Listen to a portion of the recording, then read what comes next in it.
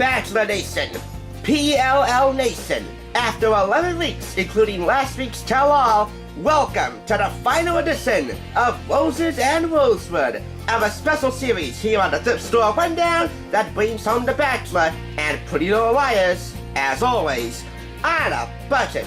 That's right, it's been 11 straight weeks of non-stop drama and romance and just flat-out fun on The Bachelorette with Becca and of course here on Roses and Rosewood, your definitive guide to bringing home The Bachelor and Pretty Little Liars in the form of magazine articles for a modest, very modest price. And I gotta tell you right now, after 11 weeks, I think it's time we go big and highlight two magazines in one. The two magazines that have been a part of this journey from the very beginning. People Magazine and Us Weekly. People Magazine, March 24, 2014. Us Weekly, July 17, 2017. 3 years apart, but still very much relevant, especially tonight for our final edition of Roses and Rosewood. This one has Pretty Little Liars content and one Bachelorette article. Not so much an article, but really a small mention. And People Magazine, well, that's the only Bachelor story they have. Juan Pablo fires back. If you want to go big, you somehow have to go controversial as well. And Juan Pablo was nothing short of controversial to the very end. And look at that. Speak of the devil, it's 8 o'clock. East Coast, get ready because Becca's journey is about to wrap up, and so will this journey. We're gonna start off with Us Weekly first, to represent Pretty Little Liars mostly, and The Bachelorette. Ali Fedotowsky-Mano is mentioned in here with her daughter, Molly. So, for one final time, as Becca would say, let's do the damn thing! Both magazines were purchased for 99 cents. Let's get this underway right now. And we start with Shay Mitchell. The sexy, sexy, sexy Shay Mitchell. Peace, love, and pause to die for. Way to get all Pretty Little Liars on us, BRA. I guess it's kind of appropriate considering you're BRA ambassador at the time, who's making a little heart shape with her hands. I adore you too, Emily Fields, but not so much as I adore Spencer Hastings. And we'll get to her later on. And of course, what's a butter without her Benzo? AKA Ashley Benson, because that's her nickname, Benzo.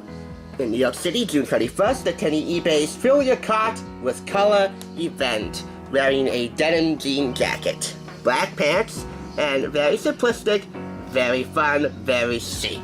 That's Ashley Benson in a nutshell. Butter Benzo! You know I had to do that. Feeling the burn! Solid plans! Stars focus on fitness in this edition of Hot Picks. And here we have again, Shay Mitchell. Burritos won't work themselves off. No, they won't. And it's not so much about worrying what you eat, it's about eating in moderation. As Shay says in her Shape magazine video, if she eats a whole entire pizza and has it for herself, then you take an extra class the next day. We covered her on Shape magazine before, so check that out, search Shape magazine or search Shay Mitchell. And as mentioned, here is Ali Fedotowsky-Mano, one of the former Bachelorettes, with daughter Molly. She used to tree post to bond with Molly. Getting one-on-one with nature. And to wrap up this magazine, we have Lucy Hale, our adorable audible aria, posing with her pup, the king of all pups, Elvis. I have this theory that every time you name a dog or puppy or cat after Elvis, then that cat or whatever pet you have is, well, sort of doomed to become unfair royalty, because everyone's going to want to compare them to the king of rock and roll. What if they don't like it? Anyway, I'm pretty sure that Lucy's pup, Elvis, is certainly not liking the love. And yes, that's sarcasm. He is such a lucky, lucky little pup. That wraps it up for this magazine. Lovely. Now, let's take a look at People Magazine. Juan Pablo firing back at his critics, along with his girlfriend, Nikki. We could not call her his fiancée because, well, he didn't propose during his finale, and he got quite a bad reception from the After the Final Will studio audience, especially during his interview with Chris Harrison. I am not the bad guy. Such scandal and broken hearts. No Wayne, no I love you. The controversial hunk defends his behavior, and Nikki explains why she still wants to marry him. Before I do jump into this, I must say, repose dans ce pain delicious, Monsieur Robertson. It's been brought to my attention that Joe Robertson, the man, the celebrity chef who defined Michelin star status and took mashed potatoes to ethereal pleasure, has died at the age of 73. While he's not mentioned in the celebrity chef's portion of this magazine, Lisa Lillian is. She's the hungry girl and wife of renowned Nickelodeon sitcom creator Dan Sider. She has some history here with Dip Stove, and now we covered a lot of her Hungry Girl cookbooks. They're all enjoyable. Search Hungry Girl on Dip Stove Rundown for more. The guy on TV? That's not me. After a drama-filled season, the controversial Bachelor stuns viewers by opting out of the fairy tale ending. Even after 18 seasons of the Smash franchise, perhaps no Bachelor has earned as much tabloid ink for his on- and off-camera behavior as Juan Pablo Galvez, 32 years old. Since this season's premiere, the Venezuelan sports consultant and single dad to daughter Camila, 5, has been mired in near-constant controversy. He has provoked the ire of die-hard fans for some questionable comments off-air, as well as the on-air rage of the women he was supposed to be wooing. His first runner-up, Claire Qualley, upon being let go after Galvez had reassured her of a possible future together, snapped, "I would never want my children having a father like you." But his decision not to propose to his final pick, pediatric nurse Nikki Fell, 27, right here and printed on the cover, just may be what pushes many of the show's more than 8 million viewers over the edge. No matter, a frank and unapologetic Galvez and a still-smitten Fell are ready to defend their unlikely road to romance. And my popping the question is still the last thing on his mind. In that regard, I gotta give him some measure of props. I mean, not every ending on The Bachelor has to be a fairy tale ending with a diamond ring and somebody getting down on one knee to propose. I mean, it's not healthy to rush into an engagement. We had a lot of surprise, sudden engagements and secret weddings this past year and over the past few years. I don't think that's healthy. I think we should take the time to know one another. So in that regard, I gotta give him kudos. But his controversial comments do irk me a bit. I'm going to leave it to DHR, Dip Stove Rundown, unofficial correspondents Erin Robinson and Dana Ward to explain more. But before I go to them, let me just say this quote. "I'm not a bad guy, but it's impossible for everyone to love you. How could I change people's minds?" Juan Pablo Galvez. You can't, Juan Pablo, and you know what? You're not supposed to. You're a man. You do what is right for you, bud. But you also be very careful and very aware that words have power, and words can do some major damage. Now, Dana and Erin in Los Angeles, take it away. I'm really excited about this, and I wasn't excited. I know. I wasn't excited about it like 2 hours ago, but now I'm like really excited about it. Okay, so last night was the finale of The Bachelor. That's what Erin is so excited about because she started watching some of the clips from this finale episode. But the big question on our hands is, did Juan Pablo, the sexy Juan Pablo, pick Claire or did he pick Nikki? Spoiler alert. I love your honesty so much because you're like me.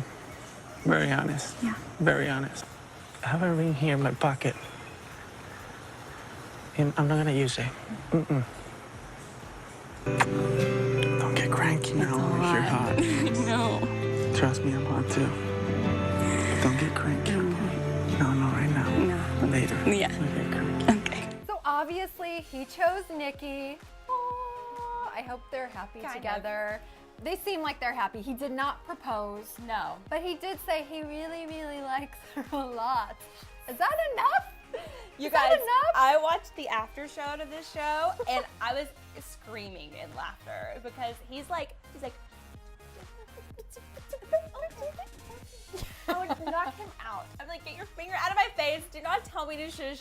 I hate this guy. He drives me insane. insane. His mannerisms, the way he like talks to these women. And guess what? You are not alone. Yeah? Yes, the internet has basically voted Juan Pablo as the biggest douche in the world. I believe it. That's not coming from us, but maybe it is. I don't know. That's what the internet is trending. saying. It's trending. And it's funny that usually on these finale episodes of The Bachelor, it's all about, oh, who did the person pick? And let's talk about their love. We want to see them planning a wedding.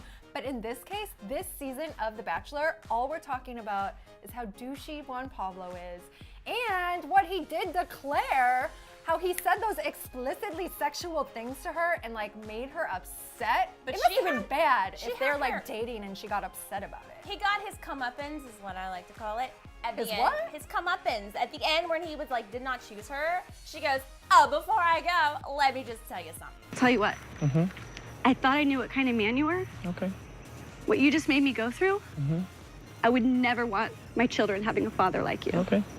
Whew, I'm glad I didn't pick her. So now that I'm officially addicted to The Bachelor, after The Bachelor is over, I have to go home and watch all these videos. But my takeaway from this is for all of the gentlemen out there who are watching DHR, please don't turn out to be like Juan Pablo. We do not need more of him and those people in the world. And I have a random trivia question for you, Oh. and you guys can play with us too. How many kisses do you think were delivered over this season of The Bachelor from Juan Pablo? 300. Wow, no! No! That's why you're so excited to get home and watch The Bachelor. 99. So Shout over. out to Jenny Depper, who counted all of those kisses throughout the season. That is hilarious. This interview was conducted by longtime People Magazine Bachelor Bachelorette correspondent Ali Nahas. It is very much candid and frank, like the after the final rose interview with Chris Harrison. There's a link in the description below for a video courtesy of the Huffington Post of Chris Harrison getting frank about his interview with Juan Pablo and why he stirred up so much controversy. It could be because of his upbringing or the way he conducted himself on camera with the Bachelorettes. It might have made him a bad bachelor. That's up for debate. Does it make him a bad guy? No. It just makes him, I think, a bit more conflicting and more complicated when it comes to choosing a bachelorette of his desire for the future. That's it. And whatever became of Andy Dorfman? Well, when she was announced as the new bachelorette, before she began her journey, what did she do? Upon taking down all of her certified credentials as an Atlanta's assistant district attorney, she went shopping for new clothes to get ready for her journey.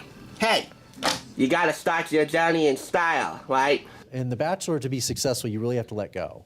It's a scary thing to do. Sean did a good job. Andy's doing a good job now as our Bachelorette. You have to really make yourself vulnerable. And it's a scary thing as a human to be like, okay, punch me. I could get really hurt here. But that's really also how the best things happen. And so, but again, it's a scary thing to do. And again, culturally, maybe it's his upbringing or whatever, he wasn't able to really let go. And on that note, I wish Becca all the luck as she chooses between Blake or Garrett in her, quote, heart-wrenching finale, which is happening as we speak right now. It's a 3-hour finale tonight, including after the final rose, immediately following Becca's final decision. So, who will get engaged? Who will get the final rose? It's all up to Becca Kufrin. So, best of luck, and remember, your journey, Becca, does not end after the final rose. It ends after the final walk down the altar with the pick of your choosing. Keep that in mind. I don't know about Becca or any of the suitors on her season, but on my side, it has been a tremendous amount of fun, and dare I say it, a privilege to have done Roses and Rosewood over these past total 12 episodes. Before I leave you though, I need to take a look at the PLL calendar. Because we're in the month of August, and every August, about this time of year, Bachelor in Paradise comes on. Tomorrow is the season premiere. I wish I could join you for that, but on both sides, Bachelor and Pretty Little Liars, my magazines are dwindling in content. So I am throwing in a towel right here, but not before I open this calendar. so I can introduce you to my PLL calendar goal for the month of August, which is the final month of summer vacation. I go back to school in September, and you know what? It's going to be bittersweet, counting it down with the love of my life. I would not dare close out this edition of Roses and Rosewood without mentioning her. Troyan Belisario, Spencer Hastings, the greatest little liar that ever lived! So, I feel whole now. Anyway, this has been a lot of fun, as I said. And when you compare this to my previous attempt back in January, this is the ultimate redemption, for which I really gotta thank myself for pushing on through to the very end. Just kidding. For everyone who's been a part of this run, a great big thank you to all of you for watching week after week. Much appreciated. For one final time, this has been the Thrift Store Rundown, where we bring the Bachelor and Pretty Little Liars, Roses and Rosewood, home on a budget. I leave you with 2 parting words of advice.